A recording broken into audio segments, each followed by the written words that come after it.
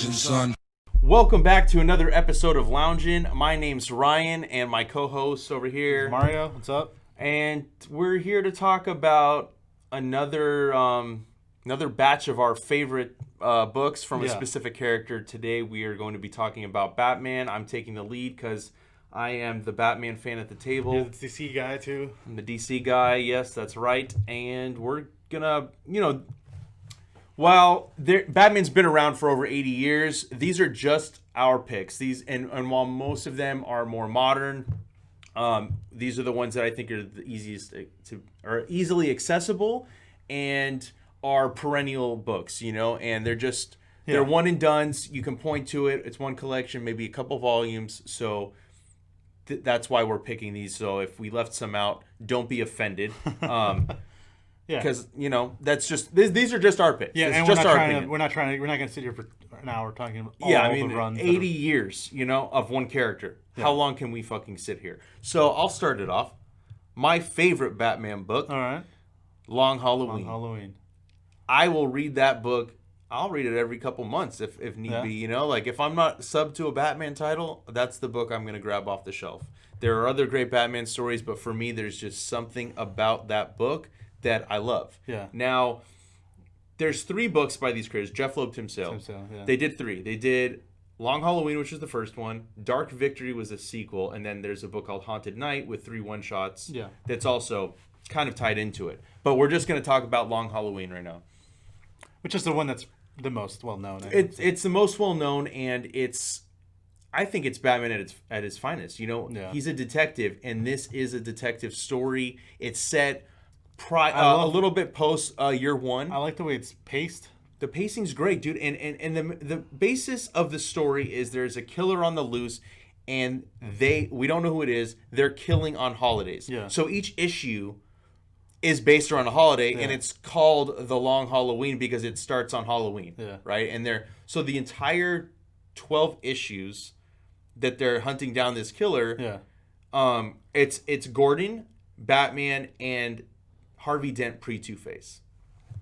I don't want to spoil anything about this story, but it's just so great. The art, phenomenal. This is Jeff Loeb writing a good Batman story because he wrote Batman Hush. That's not on my list. Great art by Jim Lee, but it's just for me, I'm looking for writing and art together. Yeah. It's not just one or the other for these picks, right? And this is his best Batman. I love what he did. Yeah. Batman almost at times isn't even a central character. That team of Jeff Loeb and Tim Sale has a really good job of getting down to the soul of the character, what they're about, and kind of making this short, truncated idea that's really all about what is this character about? What's the theme? Mm-hmm. And then putting it out there. And what I really loved is I recently, with Dylan, we had it on the podcast. Yeah, we did it as our book read, right, for the week. And I was talking about how I've read it multiple times. Yeah. And I still forgot the cliffhanger ending where you think you know who the killer is, without, I'm not trying to spoil anything, but you think you know something that's happening. Nope.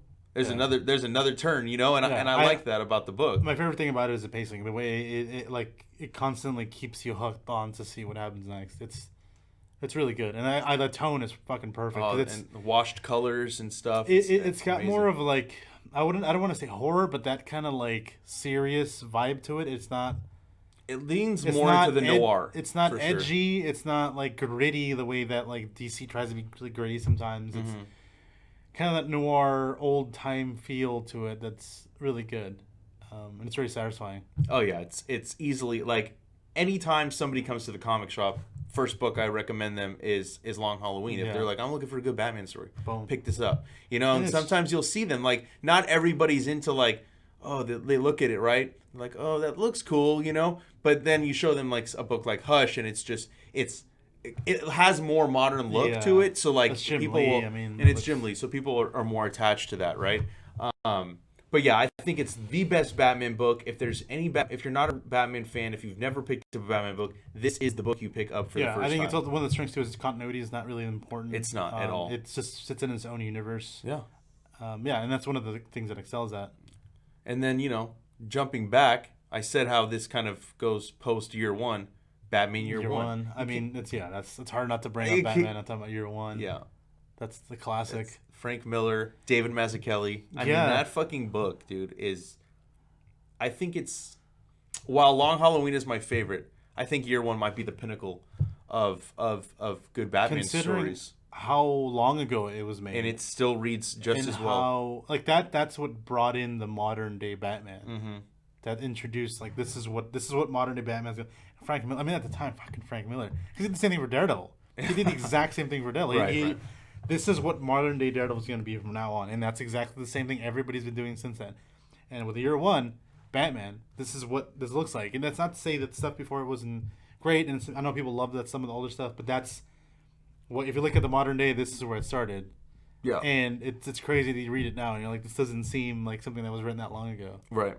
And the art's fucking gorgeous. Oh, it's beautiful. It's a fucking beautiful book. It's just every time I read it, I'm just so taken aback at like the color choices even, you know, like just It's perfect. It is a perfect story. It was colors that look modern because, you know, we did an episode on the colorists and how they're kind of the heroes of comic books sometimes that just don't really get enough credit. Mm-hmm. And we talk about certain colorists have these crazy colors that we don't understand how they do it. But this is a colorist that was doing it traditionally decades ago. Right. It's crazy. Yeah, and it had sometimes it had like a neo-noir vibe to it. Yeah. Like just really like bright fucking like neon colors in that seedy fucking town where Catwoman's a fucking hooker. Yeah. You know what I mean? Like she's a prostitute and that's where they meet. And, it's a fucking great story. I mean, it's a lot of Frank Miller stuff that you've seen before, but it's a lot more toned down. I think that's kind of the benefit of it too, is that it has some of the similar elements of like Sin City. You can kind of see where that back alley places that she was in was kind of like Sin City. Yeah. But toned down. Without having to be so fucking intense. Right.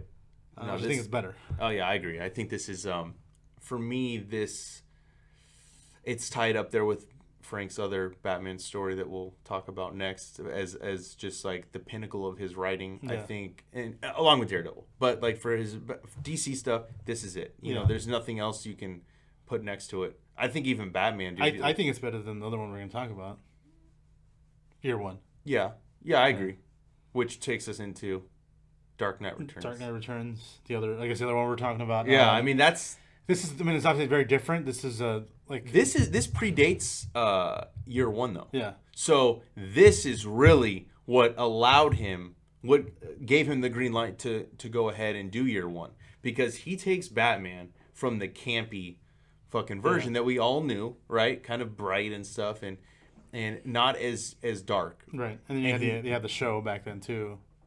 The campy show. Oh, yeah, the campy show. Right. I thought you were talking about the cartoon. I was like, no. But yeah, so, and in the year's 86, huge year in comics. Yeah. Like, a fucking huge year. This is Watchmen. This is Dark Knight Returns. Like, this is the black and white explosion of indie stuff with, Ninja Turtles had been out for a little while. So, like, this is, like, really the height of, like, a lot of things going on. And... what he does with Dark Knight Returns is so different than any Batman story anybody had done. Batman's old. He's in his 50s. He's retired. Yeah, so you flash forward to it. It's a future story. Right. It takes place when he's an older Batman. Well, it's in the future, but it's like, isn't Reagan's president, though, in there? Yeah, but it's been so it's like, I think it's like as if he aged almost. Yeah. Right? From his inception, kind of. Yeah. And I love this Batman. He's just an asshole. He's fucking grumpy as fuck, and big and like kind of bulky looking. Yeah. So I really enjoyed that aspect of it. I know I read it at a young age too. I was probably 11 when I read it. So I was like, what the fuck is this, dude? Yeah, it's very different. It's very different from anything that even came after that. There wasn't. Yeah, and he's tried to revisit this and. No, Frank. No. Sorry, bro. You can't do it. It should have only been a one book. It ends on kind of like in a spot where it could go on, but it didn't need to go on. Yeah. And I think one of the highlights of that book has to be that battle between Batman and Superman. They tried to do it in the movie. It didn't hit the mark. But, seeing Batman fucking take Superman out was fucking dope. Superman was like the cookie cut, clean. And that book was way more of a social commentary on a bunch of other things that were going on. Yeah. So there is a lot to take in there. It is more extreme. I'm not the biggest fan of that one because it is. you can kind of blame that also for introducing the like really edginess to DC. That's you can also trace it back to that book because it is so like he is super grumpy and edgy and like fuck everything basically, and it's a little too much. I like your one more because it's more subdued. It's not as much of like I agree. I mean, but either way, I fucking love it. But it's an extremely well known book, extremely well liked book. It's an essential Batman read for sure. I think nobody can argue that book is an essential read for any Batman fan. You know. But yeah, next up, let's talk about one of my favorite writers, Scott Snyder. You know, these are going to be two very different Batman stories that we're going to talk about because he's the next two books on our list. And these also deal with a lot more continuity too. Right. So first up, we'll talk about Black Mirror. I love Black Mirror. That fucking book, so good, is on another level. You know, I still think it's probably, as far as the superhero stuff, it's his best work. I'll agree to that. I can't really argue. I think you're completely fucking spot on with that because even though he continues a run with Batman post Black Mirror, it's not the same. So Black Mirror is Dick Grayson as Batman. Yeah, this is Batman pre New 52, right? Where Dick Grayson's Batman still. He's Batman. Bruce is lost in time because of Grant Morrison and Final Crisis. He's a pilgrim. He's a pilgrim. He's a pirate. Yeah. Shit on him. So it's a little strange, but regardless of that, Dick Grayson's Batman. I love that. And I love Dick Grayson as Batman, dude. Too. I don't even know why. It's such a shame that they didn't continue on with him because the potential for all those stories was endless, dude. They tried to do Batman or Bruce. They tried to do Dick as Batman in the 90s. Did not work, dude. When he got his back broken, it wasn't the same. But this was like a natural progression of his character from Robin to Nightwing to Batman, and he felt comfortable as Batman. He wasn't questioning it. Yeah. He was immersed in the role. And you had Jock on art, Francisco Francavilla. Dude, come on, bro. Yeah. And then James Gordon Jr. Yeah. The fucking book was great. It had horror vibes to it. The tone is very stark and serious. It's got horror tones because even the first arc is like that kid that ends up being he attacks the swim team. Yeah. Because he spices himself with jeans and he's like shark or crocodile orca, or something. Right? Isn't it orca? No, they find the woman in the orca. Okay, yeah. The very first case is him investigating a school at Gotham High School or whatever. Mm-hmm. Some kid injected himself to become more capable in the swim team, but he ends up using crocodile DNA, I think he was. Uh-huh. So he ends up becoming a crocodile monster and he attacks the swim team. But he's lurking in the water, and he's basically this monster that's in the darkness.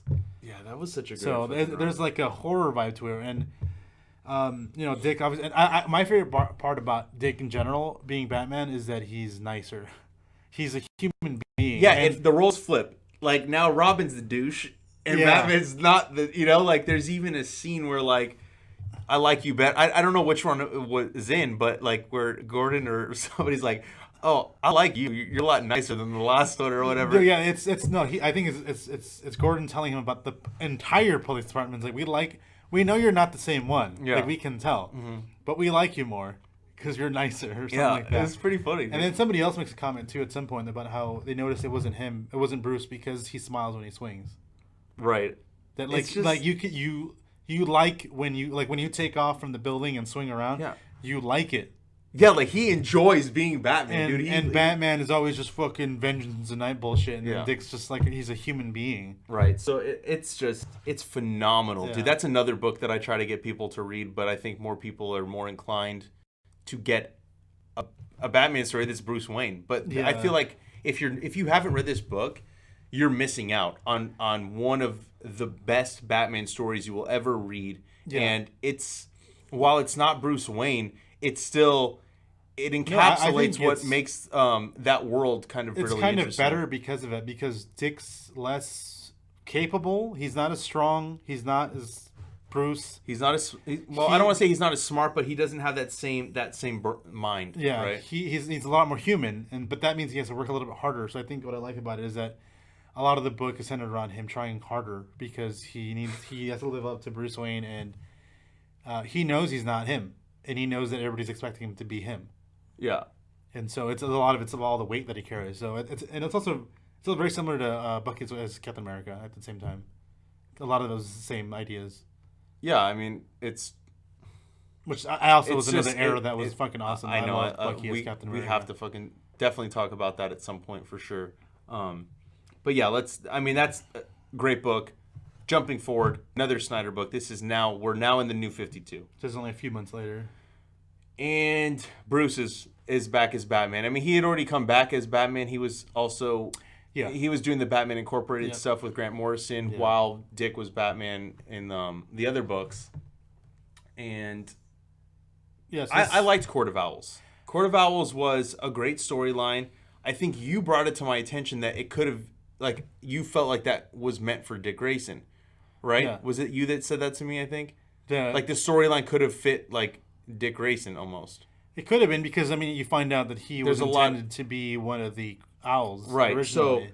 So that storyline was interesting too. Like, and this is where people like my brother was like, Snyder's always trying to give us a history lesson in his stories, you know, because he goes back in time and like the owls were this secret society that had been around since, you know, Bruce was even around, like going back to when the Waynes first came to Gotham, and you know they've kind of always been in the shadows. Yeah. So now he's investigating them. He's finding these clues and he's trying to take them down, and he finds that it's not as easy. These people aren't going to be your regular run-of-the-mill villain, like where you can just defeat them. Well, it's just like it's a secret society. It's not a villain. It's a really good start to New 52. It was one of the most popular books. New 52. I think it was probably the most popular. It was the most popular for sure. But I think it made sense. It was worth being that popular because it was really good. I mean, Greg Capullo on art. I think the art was great. Yeah. The story was a really good introduction. I think it's a good introduction at the time for Batman fans that maybe didn't know all the continuity because. You start off, all the Robins are there. Everything's set up right away. You know what's going on. Mm-hmm. It's structured really well to introduce you to what's going on to all the characters. Like the first issue, like the Court of Owls aren't really in it. It's more about introducing you to Batman and where he's at that point. Mm-hmm. And then from there, the plot kind of takes off. I like that Batman loses. Yeah, you know that's kind of it's the hero arc. It's the old hero arc of, you know, you go off to do the thing, you fail, you kind of have to figure it out, go back, and then you succeed. Yeah. That's kind of the way it works out, and there's that wonderful issue where he's trapped in that maze. Yes, I was just gonna say that, dude. The fucking. I mean, I think the writing's really good, really well done. Right, Snyder does a good job, but Capullo also elevates it to another level. Oh, for sure, dude. It's a combination of both. That also really helps because that issue is fucking gorgeous. The covers are gorgeous. There's an issue where he's trapped in a maze and he's going kind of insane. Yeah, it's fucking crazy. And then the art changes. And changes and it makes you have to turn the fucking rotate the entire that's book that's why if you have that omnibus, that's a fucking bitch. Fucking turn that heavy ass book around, dude, you know. Capullo's amazing. I love Capullo, and I think like having him on Batman was such a smart choice for DC. I don't know how that came about because I don't think he did DC before that. No. So it was out of nowhere. I mean, he had that long run on Spawn. I was amazed when I was like, what the fuck? Yeah. Like, how did that happen? Yeah, it's pretty fucking nuts. And now look, Snyder and Capullo have almost like a brother relationship, and they'll do everything. So, you know, I'm still holding out hope for that Creech book. Oh yeah, by Capullo. They've been teasing that for a while. Yeah, Creech is a creator-owned book by Capullo that I think they want to. It's a horror, more of a horror focus. So Snyder wants to do it with him. Right. So, you know, Court of Owls was, I believe it was 10 issues. Or 11 issues. I think there was an issue in between where it had nothing to do. Maybe I'm wrong. I don't know. I could be wrong. But I don't remember. But it had something like that. But, you know, and they went on to have a great run. I mean, it had its ups, it had its downs. I believe I liked it a little bit more than you, maybe. But Court of Owls is where you start, for sure, with that run. I think there might be 9 volumes altogether. It's phenomenal. I mean, they do a year 0 where fucking Riddler takes over and all technology's gone. Right. So it's like overgrowth of like fucking plants everywhere. I know you don't like bike and he's wearing a short sleeve. I mean, it's also Batman coming back to Gotham, so it's kind of like a year 1 story, but it's not. And then there's Death in the Family. Yeah. There's Endgame. There's the Super Heavy where Gordon is like in a fucking bat robot. I mean, there's all sorts of crazy fun shit. The rabbit ear. Yeah, I mean, robot. You know, whatever. That definitely was. But Court of Owls was the strongest part of that run. And then those are our picks. Like I said before. You can throw your comments down below. These are just our opinion, but we can't forget an honorable mention, the late, great Denny O'Neil and what he fucking created in Batman. He also he took Batman out of the 60s into the 70s along with Neil Adams, and they made it a more serious book. Yeah, it was more. They played up more to the detective stuff as well. It wasn't campy anymore. Yeah, Miller made it fucking really dark, serious. You know what I'm saying? But Denny O'Neil really started it, and then like Neil Adams with that. I mean, dude, his art. That was the peak of his art, in my opinion. Yeah. It's never been as good as it was back then. They created Ra's al Ghul. They did all this fucking cool ass shit. You know, widely celebrated. The only reason I couldn't like point to a specific like. Arc or story. It's not like because like the Snyder run is long too, but it's segmented into story arcs where you can identify them as Court of Owls. Right, they didn't do that back then. Those days it was just issue whatever it was. Yeah, so whatever you can find of the Denny O'Neil, Neil Adams stuff, highly recommend. It's considered a classic. I think maybe they have it collected as Batman by Neil Adams. But Denny O'Neil wrote the majority of it, so it should have been Denny O'Neil and Neil Adams. But that's an argument for another fucking day. Yeah. But yeah, so if you have any stories that you think should be on this list, there's tons of more other stuff out there. Obviously, there's Brie Baker's been on Batman, Greg Rucka's been on Batman, so obviously there's tons of other people that. Right, these are just some of the stuff that we like the most, and throw your comments down below. Email us your suggestions and comments on maybe other characters you think we should do similar picks for. The Comic Lounge Pod at gmail.com. You can also find us Facebook, Twitter, and Instagram at The Comic Lounge. Make sure you hit that subscribe button. You can also find all this stuff streaming through the comiclounge.com website as well. Yeah. We got the podcast on there. That's all I got. Yeah, I think with on that note, we're out.